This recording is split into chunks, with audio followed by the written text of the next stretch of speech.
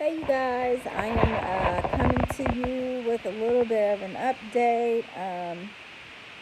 I know I've been responding to some comments and kind of filling people in on what's been going on, but then I had a comment not too long ago and somebody was asking if there were any updates. So I finally have a day off where I can kind of sit and chill. So I am coming to you guys with an update. So last video, I talked about how we submitted the repair list finally, got it sent over to the sellers. They asked for 5 days so that they could collect their own bids to, see how much the repairs were going to cost.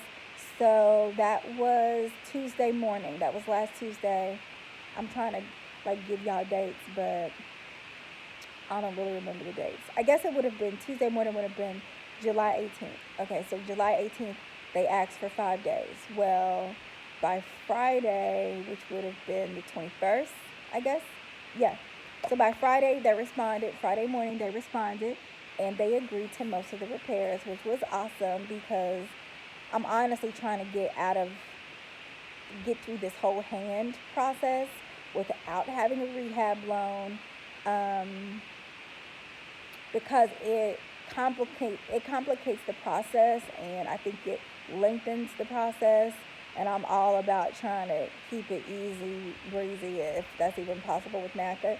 So I was happy that the sellers agreed to most of the repairs. Now they did not agree to 3 of them. Y'all, and my repair list wasn't even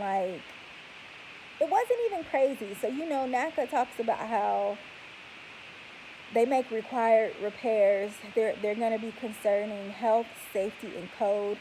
Anything that will fall under those things, those are the things that they're going to make you. They're going to require you to fix. So I had stuff on my list like, okay, so the roof is missing a couple shingles. Cool, no problem. They're going to replace those shingles, which they're going to do for probably $30. And NACA is saying it's going to cost $3,500. So anyway, NACA, they say they overestimate on the repairs because they want to make sure that you have enough money in your budget to handle it, because sometimes there are unforeseen things that are discovered when trying to make repairs. So they just try to allow you to have a little bit of a financial cushion. So that's why they kind of inflate the cost. But anyhow, so one was the roof shingles. Another where there were 2 electric smoke detectors in the house that were not working, so they're going to replace those electric smoke detectors in the house. Another thing where there were 2 outlets in the kitchen that weren't working.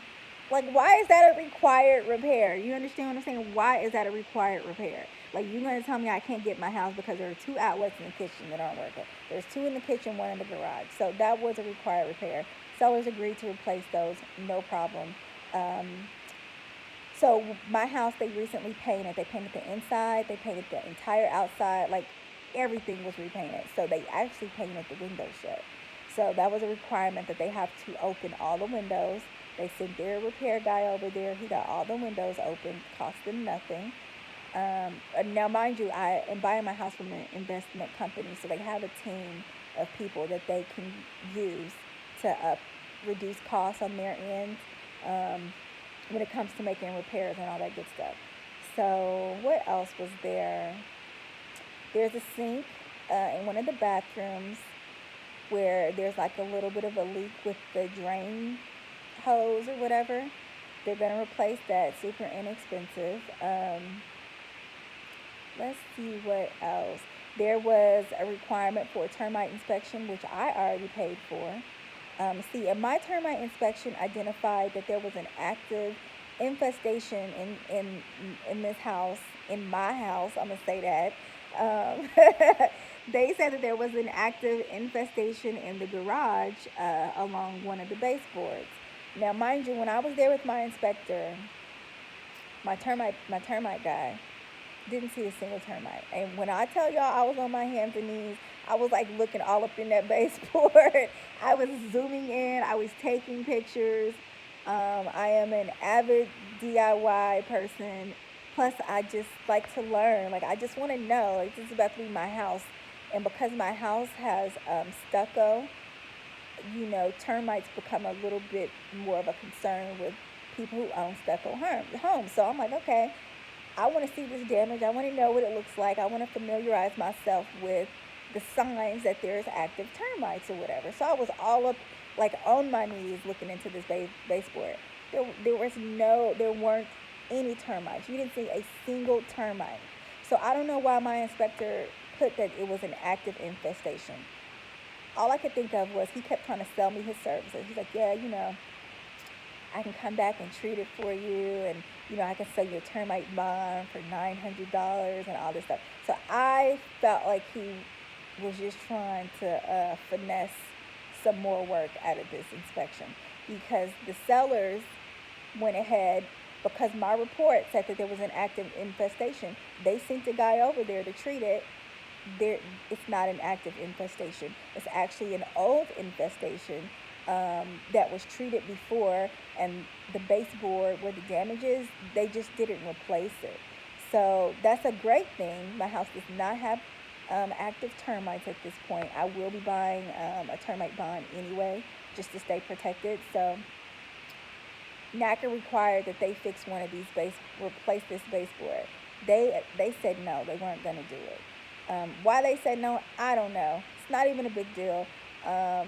For the size of the trim and all that, I can replace it for $20. Not a big deal. I'm going to take that as my responsibility, because NACA gives you this list of repairs, and you have to go through and identify what the seller is going to do and what you are going to do. So I basically accepted that as a repair that I'm going to make. Another repair was there was like some previous water damage in the ceiling in like a utility room. There was like a flute on the top of the roof that they had replaced already, and so they just didn't paint over the water damage. It was old. Even my inspector said that he could tell it was old. It wasn't any moisture. It wasn't wet, and it had rained like 3 days before my inspection. So he was like, I'm pretty sure this is old. He said, because with as much rain as we had like just received, if it was a fresh leak, it would have been wet. So he said he didn't detect any moisture. So NACA's required them to fix that, which can be remedied by some primer and a can of paint. So I'm going to do that as well. I'm trying to think what else. Like my required repair list was like super like simple stuff. The biggest thing would be the siding on the house. There are 4 or 5 pieces that have some damage and they need to be replaced because they are wood composite pieces of siding. I got an estimate from a NACA contractor who refuses to replace just the damaged boards. He will only do the entire house, and it was going to cost $5,000. And I'm not with that. I found 2 reputable guys who will replace just the pieces that need to be replaced, and will only charge me $300. So it's a no-brainer. I decided to take responsibility of that repair because it's only going to be $300. And I just don't want to deal with the hand department for real. I don't want to deal with them too long. And I definitely don't want to deal with NACA contractors, y'all. When I tell y'all, it was so hard even getting contractors to give me an estimate. NACA contractors, they will answer the phone, no problem. They'll say, oh, sure, yes, send me the report, send me the repair list, and I'll get back to you about scheduling, to come out and give you a bid. Bull crap. Because what they want to do is they look at your repair list, and if they feel like it's not lucrative enough for them, they don't even respond to you. So I had one contractor who finally gave me a bid, and it was way more than what NACA even estimated. It was totally inflated. So at this point, whatever the sellers don't want to address, I am willing to pay out of pocket because it's not even that expensive. And so I would recommend to anybody, once you get to this point, if there are inexpensive repairs that might cost you a few $100s, I would recommend that you do it yourself, because if you say, no, I want to roll it into my loan, it just complicates your process. And you have to consider that putting repairs in your loan. It's part of your 30-year loan. You're going to be paying interest on this stuff. I don't want to be paying several years of interest on a $350 repair. Like, I'm just not doing it. It just doesn't make sense financially. So for everybody, when you get to that point, just consider that. Consider, can you afford to pay for it out of pocket? If you can, that's just the best way to go. So what I have to do now is I have to send a waiver request to the hand department, basically asking them to waive those 3 remaining required repairs, and so they can clear my house. I'm going to pay for them myself. And so what they do is they look at the type of repair it is. If they feel like it won't create a financial hardship for you to do it outside of putting it in a loan, then they will go ahead and waive it and allow you to handle it yourself. So that's where I'm at. We are waiting for the sellers to go back out and make all of these repairs. Once they do, I will have my original inspector go back out, and he will just make sure that he will basically re-inspect the property, make sure everything was done, and then hand will clear the property. So things are moving slowly, but things are moving. My biggest concern is credit access, y'all. I completed my contract. I went under contract June 8th. And it's the 25th today? I still have not submitted my bank application. You're supposed to submit your bank app within the first 10 days. My loan estimate actually expires today, and I still haven't been cleared from credit access. I went in on the 14th to do my credit access. It was submitted on the 15th. By the 16th, I had conditions come back, so I was feeling good. I'm like, hey, credit access is rolling. Like, they got the ball moving, because they came back within 24 hours with my conditions. My counselor told me about the conditions on the 18th.